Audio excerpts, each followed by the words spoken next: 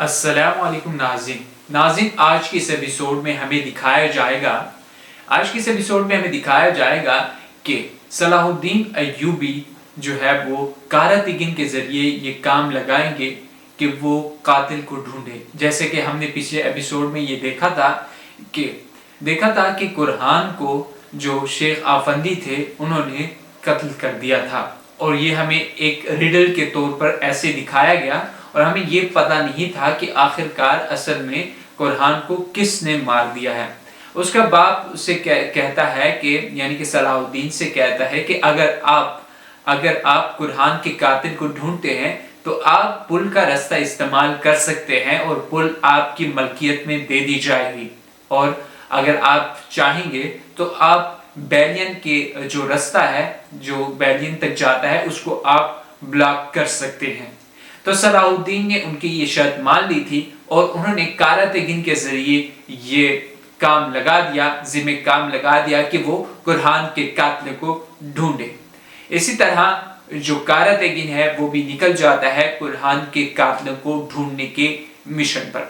اس کے بعد ہمیں دکھایا جائے گا کہ ہمیں بیلین اور ہمیں لارڈ چوڈس دکھایا جائے گا، جو کہ یہ منصوبہ بناتے ہیں کہ اور ان کے ساتھ پرنسس شہزادی ملکہ ماریہ بھی ہوتی ہے، جو ملکہ ماریہ سے کہتے ہیں کہ آپ کو جو ہے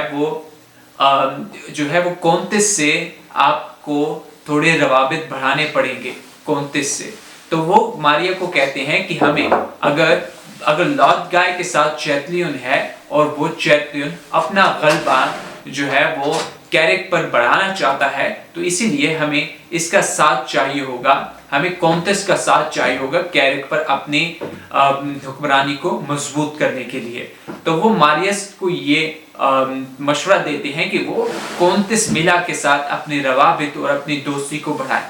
تو پھر اگلے سین میں ہمیں دکھایا جاتا ہے کہ کونتس ملا کے ساتھ ماریا کیرک میں ملاقات کرے گی. ان کی ملاقات میں ہمیں دکھایا جائے گا کہ ماریا جو شہزادی ماریا ہے، جنہیں ملکہ ماریا بھی کہا جاتا ہے، وہ کونتس سے کہیں گی اور انہیں اس چیز کی پیشکش کریں گی، برلک یعنی کہ اتحاد کی، انہیں ایکتا کی پیشکش کریں گی.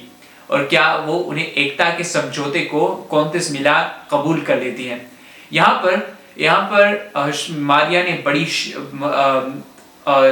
جو ماریا ہے اس نے بڑی ہی ایک رسپانسبلٹی کا مظاہرہ کیا اور بڑی سمجھداری کے ساتھ یہ سمجھوتا اس نے میلا کے سامنے کونتس کے سامنے رکھا. اس نے کہا کہ ہم صلاح الدین کو اپنا غلام بنا لیں گے اور پھر ہم اسے اپنا محتاج کر دیں گے، اور اسی کے ساتھ ساتھ ہی آپ کی لارڈ چیتلیون سے بھی آپ کی جو ہے وہ پیچھا چھوٹ جائے گا. تو اس سمجھوتے کو کونتس میلا نے بڑی ہی خوش اسلوبی سے قبول کر لی گی. اور اس کے بعد ہمیں منظر دکھایا جاتا ہے کہ کاراتگین جنگل میں گھوم رہا ہوتا ہے، اور وہ آلبرس جو اس کا اپنا سپاہی ہے اس سے کہتا ہے کہ جو قاتل ہے وہ بہت ہی بیوقوف ہے، یا پھر وہ قدرت کے قانون اور قدرت کے انصاف پر یقین رکھتا ہے. ان میں سے ایک بات ہو سکتی ہے. آخرکار وہ خود بھاگ رہا تھا تو خنجر نکال کر بھی لے جا سکتا تھا، اور ہمارے پاس یہ ثبوت نہ ہوتا. تو پھر وہاں آلبرس کہتا ہے کہ یہ تو اب قاتل کے ملنے پر ہی پتہ چلے گا. کاراتگین کہتا ہے کہ اب اس قاتل کو ہم جلد ہی پکڑ لیں گے، امید ہے، اور پھر میں داد وصول کروں گا سلطان سے. پھر ہمیں اگلے منظر میں دکھایا جائے گا کہ کاراتگین ایک گاؤں میں پہنچ جائے گا، اور وہاں پر لوگوں کو دکھائے گا کہ اس نشان والی دکان کہاں ہے. تو کاراتگین پتہ کرتے کرتے ایک لوہار کی دکان پر پہنچ جاتا ہے، اور وہ خنجر نکالتا ہے تو لوہار پہلے تو ڈر جاتا ہے. پھر کاراتگین اسے کہتا ہے کہ ڈرو مت، یہ خنجر جو تم دیکھ رہے ہو کیا یہ تمہارا بنایا ہوا ہے؟ تو وہ شخص کہتا ہے لگتا تو یہ میرا ہی ہے، میں نے ہی بنایا ہے، اور اس طرح کا خنجر میں نے صرف ایک بار ہی بنایا تھا. تو کاراتگین کہتا ہے یہ تو بہت اچھی بات ہے، اب یہ ہمیں بتاؤ کہ یہ خنجر تم سے کس نے خریدا تھا؟ وہ لوہار بڑی سوچ میں پڑ جاتا ہے، اور پھر اسے ایک دم سے یاد آتا ہے کہ ہاں یہ خنجر مجھ سے ایک بوڑھے شخص نے دیا تھا. اور پھر وہ کہتا ہے کہ وہ بوڑھا شخص اکثر یہاں پر آتا رہتا ہے اور ظہر کی نماز ادا کرنے کے بعد وہ یہاں سے چلا جاتا ہے اور پھر غائب ہو جاتا ہے۔ کارل تیگن کہتا ہے کہ کیا تمہیں لگتا ہے کہ آج وہ شخص آئے گا؟ تو وہ لوہار کہتا ہے کہ امید ہے، کیونکہ وہ جمعے کے دن جو ہے وہ جو عصر کی نماز ہے وہ یہاں پڑھتا ہے۔ تو کارل تیگن کہتا ہے تو یہ ہمارے پاس اچھا موقع ہے ہمیں اس کو پکڑنے کا۔ پھر ہمیں منظر تبدیل کر کے دکھایا جاتا ہے جہاں پر لارڈ جوڈس الیاس اور اس کے ساتھی کو بلا لیتا ہے اور انہیں ایک پیشکش کرتا ہے۔ وہ ان سے کہتا ہے کہ آپ کو میرے تجارت کا سامان ایبیلین تک پہنچانا ہے۔ وہ ان سے کہتا ہے ایبیلین سے لے کر ہمیں قدس تک لے جانا ہے اور ہمیں یہ راستہ جو ارفالی والی پل ہے اس سے لے کر جانا ہوگا۔ تو الیاس اور اس کا ساتھی راضی ہو جاتے ہیں اور وہ کہتا ہے کہ اس میں آپ کو بھی بہت بڑا فائدہ ہوگا، یہ بہت بڑا بزنس ہے، اپرچونٹی ہے آپ کے لیے، یہ بہت بڑی بزنس اپرچونٹی ہے جو آپ کو نہیں کھونی چاہیے۔ تو وہاں پر وہ بالکل ایگری ہو جاتے ہیں اور پھر ہمیں دکھایا جاتا ہے کہ وہ سامان لاد رہے ہوتے ہیں۔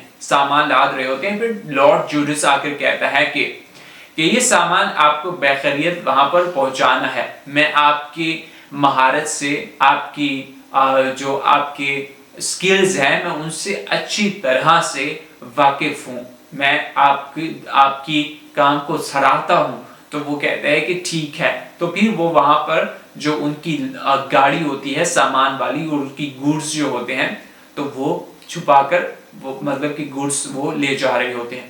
پھر ہمیں دکھایا جاتا ہے کہ وہ رستے میں جا رہے ہوتے ہیں تو وہاں پر جو ریاست ہے، جو ایک مسلم ریاست ہے جس کا سردار جو ہے وہ رستم کی ریاست سے جب گزرتے ہیں تو وہاں پر کچھ سپاہی انہیں روک لیتے ہیں۔ جب الیاس اترتا ہے تو وہ اس کا پہچان والا بندہ نکل آتا ہے اور وہ خود ایک دوسرے سے مل جاتے ہیں اور ایک دوسرے کے حال احوال پوچھتے ہیں اور ایک دوسرے کو شبھ بھی دیتے ہیں۔